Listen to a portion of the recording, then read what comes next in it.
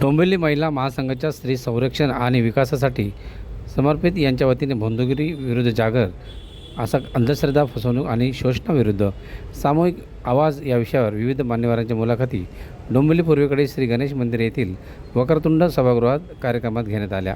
या प्रसंगी अध्यक्ष डॉक्टर विंदा भुसकुटे, उपाध्यक्षा नेत्रा फडके, संस्थापक अध्यक्ष व कार्यवाह जयश्री कर्वे आणि कोषाध्यक्ष सुनीती रायकर यासह अनेक महिला पदाधिकारी उपस्थित होत्या।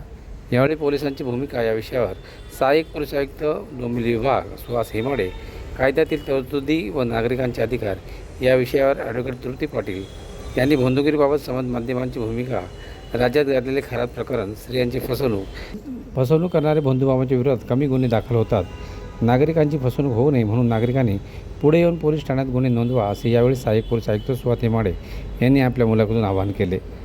मानस उपचारतज्ञ डॉक्टर अद्वैत पाद्य आपल्या मुलाखतीत म्हणाले, प्रश्न मनात विचारले पाहिजे, प्रश्न मनात निर्माण झाले पाहिजे, शाळांमधून वैज्ञानिक दृष्टिकोन शिकविला पाहिजे, अनिच्छा कार्यक्रम मोठ्या प्रमाणात झाले पाहिजे, विविध विषयावर चर्चा होऊन तरुण सोशल मीडियाच्या माध्यमातून महिलांचे होणारे फसवणूक यावर आळा घालण्यासाठी जनजागृती झाली पाहिजे।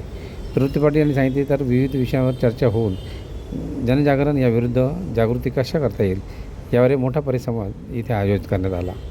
Report Dombivli fast.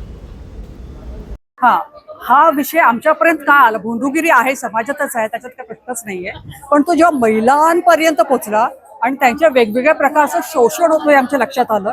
एस्पेशली जेव्हा खरातची केस झाली नाशिकची, तेव्हा मोठ्या प्रमाणात महिलांचं लैंगिक शोषण झालंय हे आम्हाला समजलं। त्याच्या म्हणजे we were very disturb by that. आणि असं होऊ नये, त्याला प्रतिरोध करायला पाहिजे, कुठेतरी थांबवलं पाहिजे आणि महिलांमध्ये स्पेशली जागरण करायला पाहिजे, हे आवश्यक होतं। म्हणून आम्ही हा कार्यक्रम मुद्दामून आवर्जून घेतला।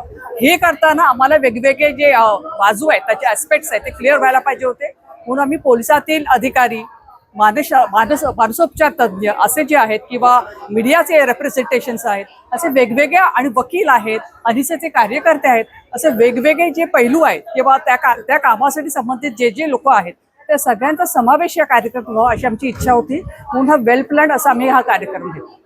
धन्यवाद। डोंबिवली महिला महासंघाचं या ठिकाणी मी अभिनंदन करू इच्छितो की त्यांनी या ठिकाणी जादूटोणा प्रतिबंधक कायद्याच्या जनजागृतीसाठी पुढाकार घेतलेला आहे।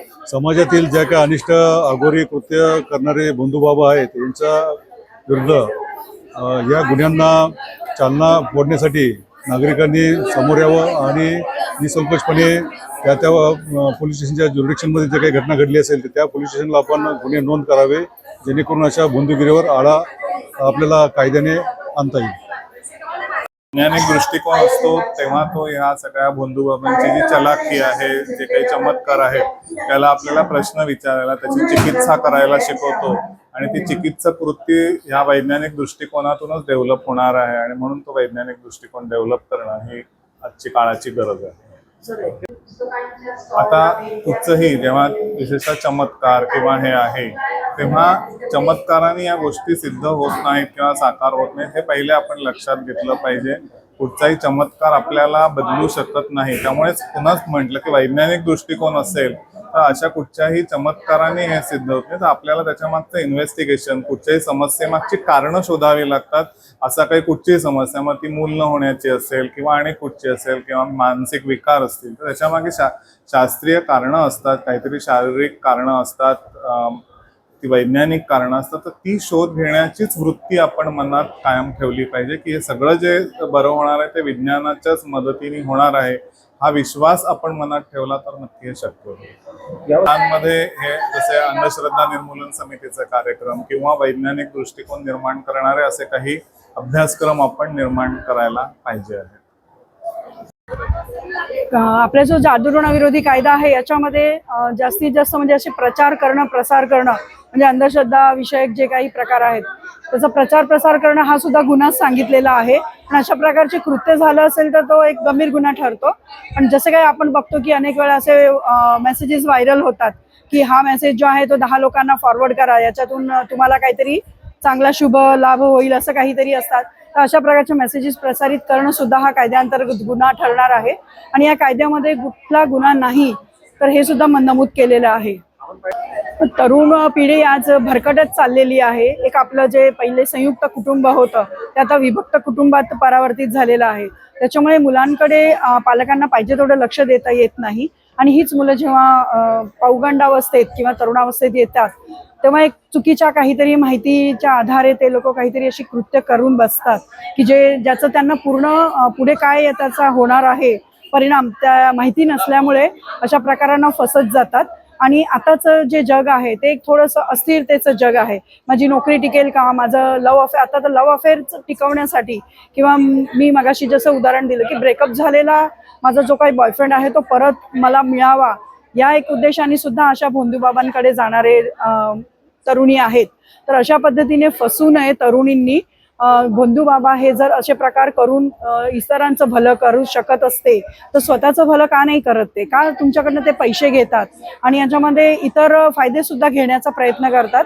कारण ज्या मुली आहेत, तरुण मुली, त्या बोलू शकत नाही हे जे काही प्रकार होतात ते, आणि इतक्या आता आहारी जातात.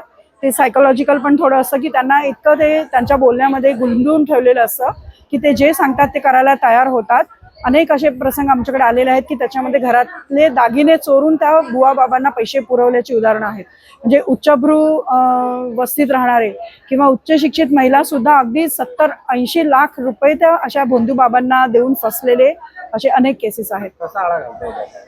याच्यासाठी जास्तीत जास्त जागरूकता करणं गरजेचं आहे की हे जे काही समाजामध्ये अस्थिरता म्हणजे आज आपल्या जीवनामध्ये जी अस्थिरता आहे ती कुठेतरी स्थिर व्हावी आणि याच्यासाठी असे कुठेतरी पंथ संप्रदाय याच्या आहारी जातो आपण. तर ते संप्रदाय आणि पंथामध्ये जे काही शिकवण दिले जाते तेवढ्या पुरतं मर्यादित असेल तर गोष्ट ठीक आहे, पण जर त्याच्यामधून काही अघोरी कृत्य होणार असेल तर तिथे आपण सावध होणं गरजेचं आहे. जिथे पैशाची मागणी होत असते तिथे आपण सावध जरूर व्हावं. किंवा काही वेळेला काही वस्तूच्या रूपात सुद्धा मागणी होते किंवा पैशांचा पाऊस पाडणं, हे ज्या काही गोष्टी अशक्य आहेत की जे होऊ शकत नाही, काल्पनिक आहेत, तर या गोष्टीकडे आपण जास्ती भर दिला पाहिजे, समजून घेतलं पाहिजे आणि अशा भोंदूबुवाच्या अशा काही याला गांभीर्याने बघितलं पाहिजे, बळी पडू नये. आणि आमच्यासारखे अंधश्रद्धा निर्मूलन समितीचे जे कार्यकर्ते आहेत त्यांना संपर्क करू शकता आणि जे काही त्यांच्यासोबत घडलेलं आहे तर ते कसं घडलं ते जाणून घेण्याचा प्रयत्न केला पाहिजे आणि या अशा भोंदूबाबांपासून दूर राहणं हा आमचा सगळ्यांना संदेश आहे.